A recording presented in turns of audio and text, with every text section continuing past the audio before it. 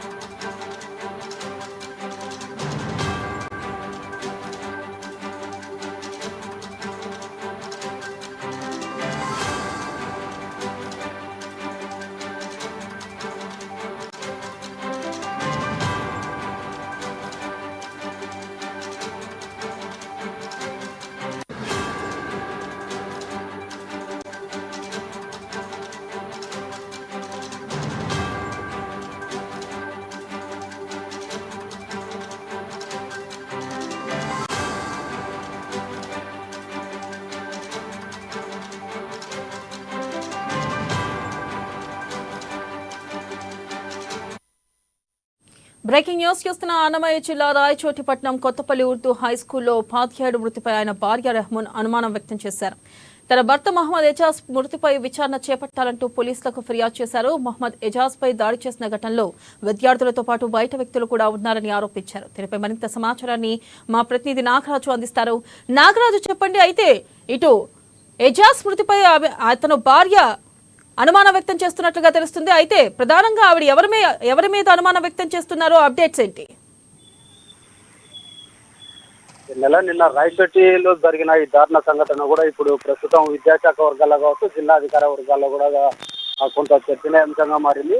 అయితే ఇక్కడ నిన్నటి వరకు అయితే స్కూల్లో విద్యార్థులను మందలించడం వల్లే విద్యార్థులు తిరిగి దాడి చేయడంతో ఉపాధ్యాయుడు మరణించారు. తర్వాత ఈ విషయాన్ని కూడా కొంత తోటి ఉపాధ్యాయులు కావచ్చు, తర్వాత అక్కడ ఉన్న స్కూల్లో సిబ్బంది కూడా కొంత గోప్యంగా ఉంచిన నేపథ్యంలో కొంత విమర్శలకైతే తావిచ్చింది. ఈ నేపథ్యంలోనే ఈరోజు ఎవరైతే ఉపాధ్యాయుడు విద్యార్థుల దాడిలో చనిపోయాడో ఆ ఉపాధ్యాయుడి భార్య కూడా ఈరోజు మీడియా ముందుకు కూడా వచ్చేసి తన భర్త మృతిపై పూర్తిస్థాయి విచారణ చేపట్టాలి, తర్వాత బయటి వ్యక్తుల ప్రమేయం ఉందని చెప్పేసి కూడా ఆరోపణలు అయితే చేసింది.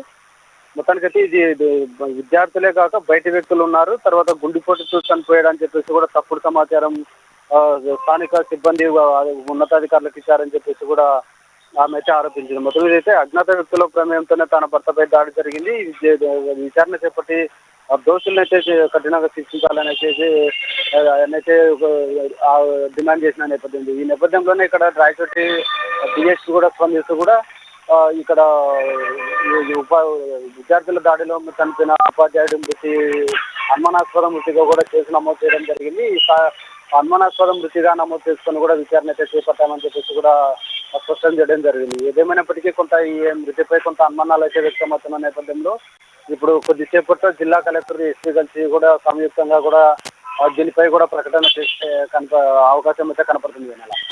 Right, thank you.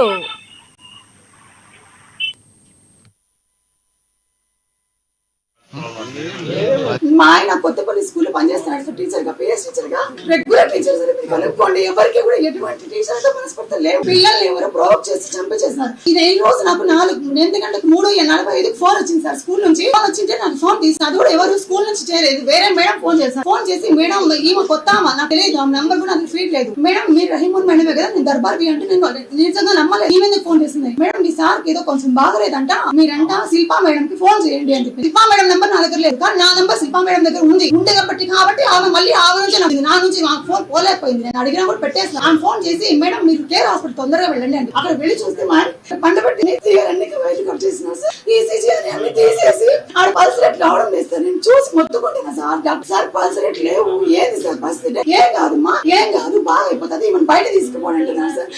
ఆయన వదులుకు నేను ఎట్ట బయటకి పోవాలి సార్? బయట తీసుకుపోయి వాళ్ళే స్కూల్ వాళ్ళు తీసుకొచ్చి ఎగ్జామ్ చేసి నాకు అందిస్తారు సార్, అంబులెన్స్ వేసి. నేనేం చేయమంటారు? మళ్ళీ ఇక్కడికి వచ్చినాక నేను బట్టలు తీసినా సార్. మా సాంప్రదాయం ప్రకారం షర్ట్ తీసేతలకి వాళ్ళందరూ వచ్చి ఒంటి నిండా గాయం ఉన్నాయి సార్. నన్ను పిలిచి చూపించినారు. ఇవేమన్నా మచ్చలా మీ ఆయనకి మచ్చలు ఉన్నాయని చూస్తే ఒంటి నిండా గాయం ఉన్నాయి సార్. మొత్తం ఒళ్ళంతా కమిలిపోయి ఉంది. మళ్ళీ కనుక్కుంటే ఏంటంటే ముగ్గురు పిల్లలు కలిసి స్పెట్స్ తీసి తన్ని కొట్టి కొట్టినారంట సార్. గుండెల మీద కాళ్ళతో తన్ని ఈ బ్రాస్లెట్ ఏదో కడం వేసుకుని కడంతో గుద్దినారండి సార్. అక్కడికక్కడ గుప్ప కోల్పోయాడు సార్. వాళ్ళు అంటారు, హెచ్ఎం వాళ్ళు అంటారు కాదు పిల్లలతో సంబంధం లేదు, ఆయనకి బాగలేదు హార్ట్ అటాక్ సార్. మా ఆయనకు 42 సంవత్సరాలు, ఎటువంటి చెడు అలవాటు లేదు సార్. మేము 6 నెలలకు ఒకసారి.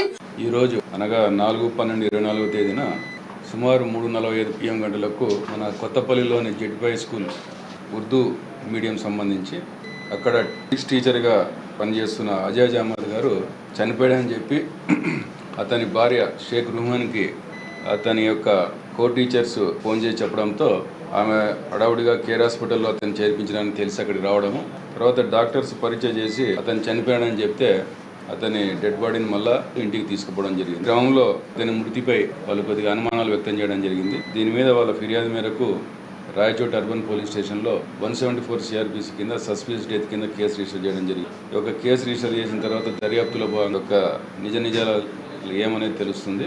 దాన్ని బట్టి మేము